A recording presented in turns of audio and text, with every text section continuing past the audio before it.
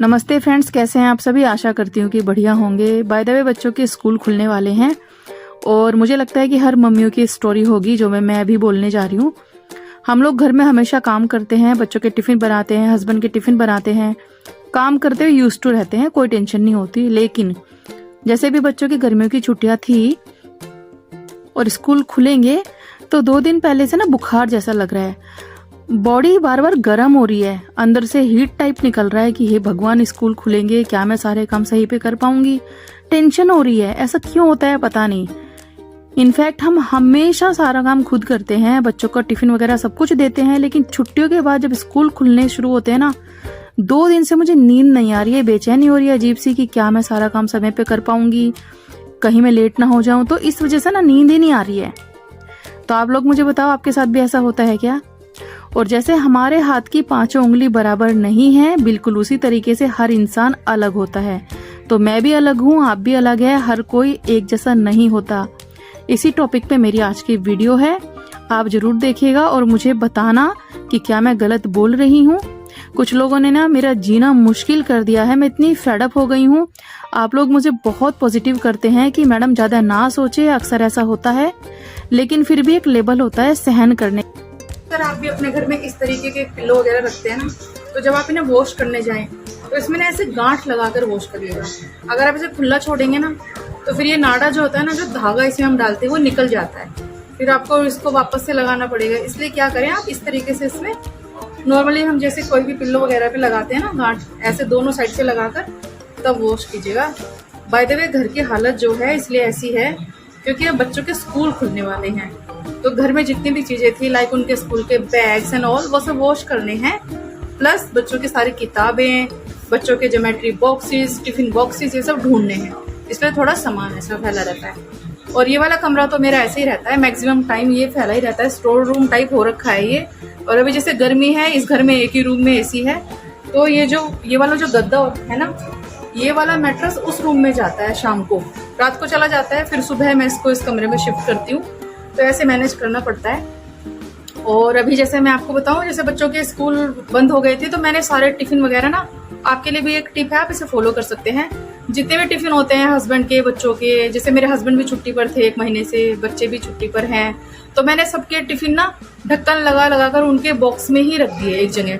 या फिर आप किसी स्कूल के बैग में रख सकते हैं। जैसे बच्चों के स्कूल की छुट्टियां हैं तो बैग हम धो धा के रखते हैं, तो बैग में आप रख सकते हैं सारी उनकी पेन पेंसिल जितने भी है। हालांकि बच्चे स्कूल का होमवर्क करते हैं तो वो सब निकल ही जाता है, लेकिन कोई ना कोई एक ऐसा बैग हमारे घर में होता है, जैसे हम सब्जी भाजी लेने जाते हैं या फिर कोई एक और बच्चों का पुराना स्कूल का बैग, तो वो फेंके ना, वो इस पर्पज से इस्तेमाल कर सकते हैं। तो मैंने सारे टिफिन वगैरह तो रख रखे हैं संभाल कर, उन्हें ढूंढने की जरूरत नहीं है, बस हाँ उन्हें एक बार वॉश करना है, साफ सफाई करनी है। और ये जो रूम है, बच्चे जैसे स्कूल जाएंगे तो थोड़ा सा साफ सुथरा ये हो जाएगा। अभी क्या करेंगे, बच्चे अंदर वाले रूम से बाहर टीवी देखते हैं या फिर टीवी वाले रूम से आके इसमें अपना काम करते हैं। 2-3 कमरों में लाइफ जो है थोड़ी रुक गई है। और ये कोई शिकायत नहीं है, ये एडजस्टमेंट है। लाइफ का नाम क्या है, एडजस्ट करना। बड़े बड़े घर से हम कई बार छोटे छोटे घरों में आ जाते हैं, आराम से एडजस्ट कर लेते हैं, तो कोई दिक्कत नहीं है, कोई प्रॉब्लम नहीं होती। और मैं जब भी कुछ शेयर करती हूँ ना, तो वो एक टोंट नहीं होता, जैसे कई लोग ना गलत लेके जाते हैं कि आप हमेशा शिकायत करते हो। देखो, मैं जब भी कुछ बात आपसे करती हूँ ना, या मेरी जो वीडियो का टॉपिक होता है, वो शिकायत करना कभी नहीं होता कि मैं आपसे शिकायत कर रही हूँ। अच्छा एक बात बताओ, आपसे शिकायत करके मुझे क्या मिलेगा? देख रहे हैं अलमारी कैसी हो रही है। आप लोगों से अगर मैंने शिकायत कर ली तो मुझे क्या मिल जाएगा? क्या आप में से कुछ लोग आके मेरा घर बड़ा कर देंगे, या जैसे मैं शिकायत करती हूँ तो मेरा घर बड़ा हो जाएगा? कुछ इक्का दुक्का कमेंट ऐसे भी आते हैं कि आप हमेशा ये कहती हो छोटा घर है, छोटा घर है, तो ऐसा कहने से भगवान आपको छोटा ही घर दे देंगे। तो मैं ये शिकायतें कभी नहीं करती हूँ कि मेरा घर छोटा है। घर को लेने का डिसीजन मेरा ही था, तो घर छोटे की शिकायत नहीं होती है। वो आप लोग गलत सोच लेते हो, मेरा इंटेंशन नहीं समझते हो कि मैं क्या बोलना चाह रही हूँ। अब देखिए, लाइफ में मैनेज कर रही हूँ ना, तो ये कोई शिकायत नहीं है, या मैं बार बार रो रही हूँ, दुखड़े गा रही हूँ, उससे कुछ होगा? कुछ नहीं होगा उससे, मुझे भी बहुत अच्छे से पता है। लेकिन हाँ, कुछ आइडियाज मैं आपके साथ शेयर करती हूँ कि भाई अगर मेरी तरह कुछ लोग किराए के घर में रह रहे हैं, कुछ लोग बोल रहे हैं बार बार किराए का घर बोलती रहती हो और कुछ काम ही नहीं है आपको। अरे भाई, मेरा इंटेंशन समझो आप कि मैं क्या कहना चाहती हूँ।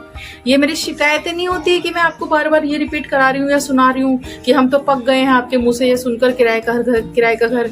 दूसरा, आप हर बार एक ही लाइन बोलती हो कि मैं अपना काम खुद से करती हूँ, मैं अपना काम खुद से करती हूँ। तो आप कौन सा तीर चला रहे हो? आई नो कि मैं कोई तीर नहीं चला रही हूँ, सब मम्मियाँ करती हैं घर के काम। लेकिन आप एक बात से और सहमत होंगी कि आज के टाइम में 80% लोग सर्वेंट के ऊपर डिपेंडेंट हो चुके हैं। हर लेडी खुद काम नहीं करना चाहती, सबको आराम चाहिए। मैंने भी खुद से देखा है ये फील करके। जब मैं काम किसी से करवाती हूँ ना, 2-4 दिन करवा लो, मैं 5वें दिन काम होगा ही नहीं उससे, क्योंकि बॉडी को वो आराम करने की आदत पड़ जाती है। फॉर एग्जाम्पल, इस चीज से आप 100% एग्री करेंगे। अभी जैसे हस्बैंड की छुट्टी थी, और आप लोगों के घर में भी जब हस्बैंड की छुट्टी हो या बच्चों की छुट्टी हो, हमारी छुट्टी तो कभी नहीं होती, लेकिन हाँ, थोड़ा सा सुख हमें मिल जाता है हस्बैंड और बच्चों की छुट्टी के टाइम, ये कि जो काम हमें अर्ली मॉर्निंग भाग भाग के करने पड़ते हैं, उन्हें करने का टाइम थोड़ा सा लेट हो जाता है। क्योंकि हम अगर 5:30 बजे उठती हैं तो बच्चों और हस्बैंड की छुट्टी के टाइम पर हमारा उठना 7 बजे हो जाता है। 1 घंटा हम एक्स्ट्रा सो लिए, तो वही हमारे लिए दुनिया में सबसे बड़ी खुशी हो जाती है कि हम 1 घंटा 1.5 घंटा एक्स्ट्रा सो लिए। उसके बाद पूरे दिन का रूटीन थोड़ा ऊपर नीचे होता ही है, इसमें कोई डाउट नहीं है। लेकिन आप मुझे बताइए कि अगर आप अपने घर का काम खुद करती हैं बिना किसी की मदद के, तो क्या आपको अच्छा नहीं लगता है? आपको प्राउड नहीं होता है? अगर आप जॉब भी करती हैं, घर भी संभालती हैं, बच्चे भी संभालती हैं, घर का सारा काम अपने father in law mother in law का टेक केयर भी करती है, बाहर सब्जी भाजी लेने खुद जाती हैं, जैसे कि मैं।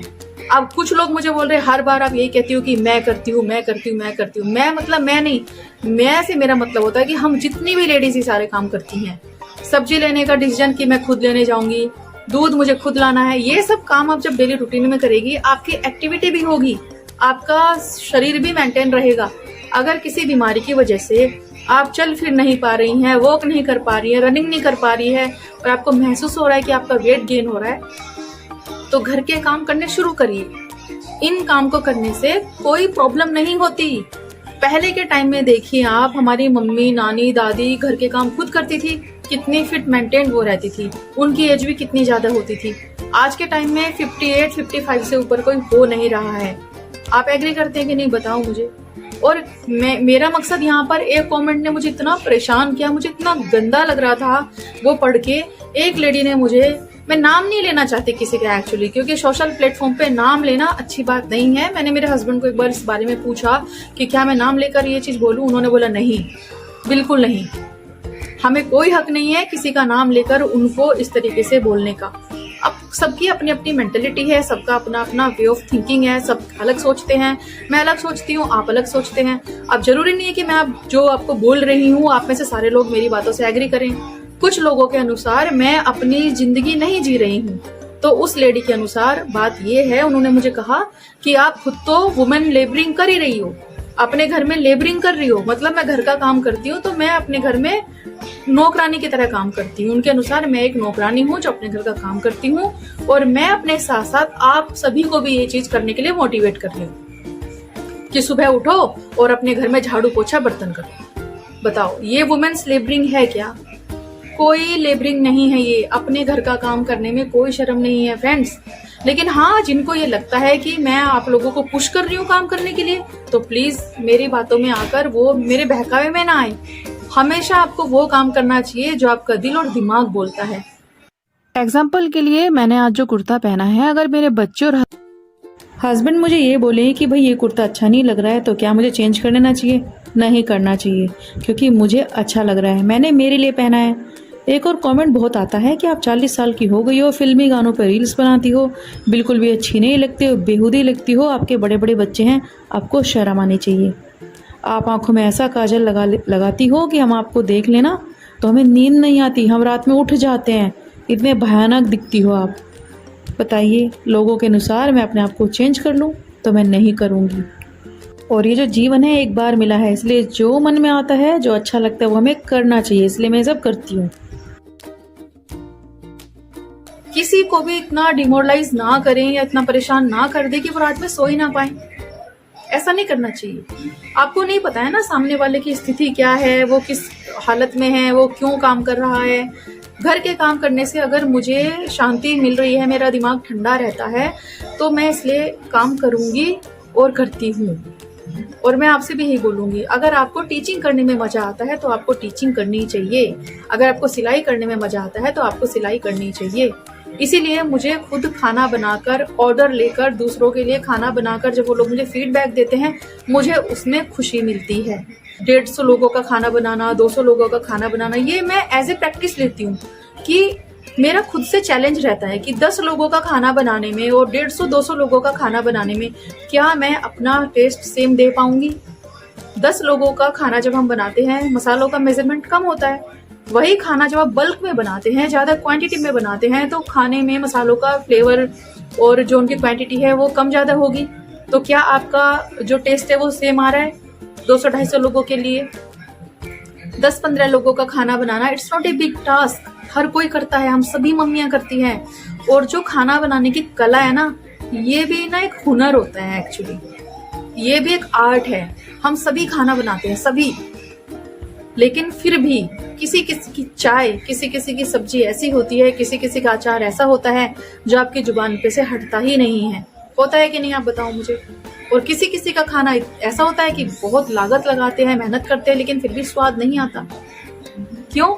क्योंकि 2 चीजों की उसमें प्रॉब्लम होती है। एक तो प्यार। हमेशा जब भी आप कुकिंग करें, यहाँ माथे पे सलवटें नहीं होनी चाहिए, चाहे वो अपने घर वालों के लिए बनाएं, चाहे आप वो किसी और के लिए बनाएं। जब तक अगर कभी भी गलती से आपके माथे पे शिकन आ गई कुकिंग करते हुए, आपका खाना कभी टेस्टी बनेगा ही नहीं, आप उसमें कितने भी मसाले डाल लें। प्यार की बहुत जरूरत होती है कुकिंग में।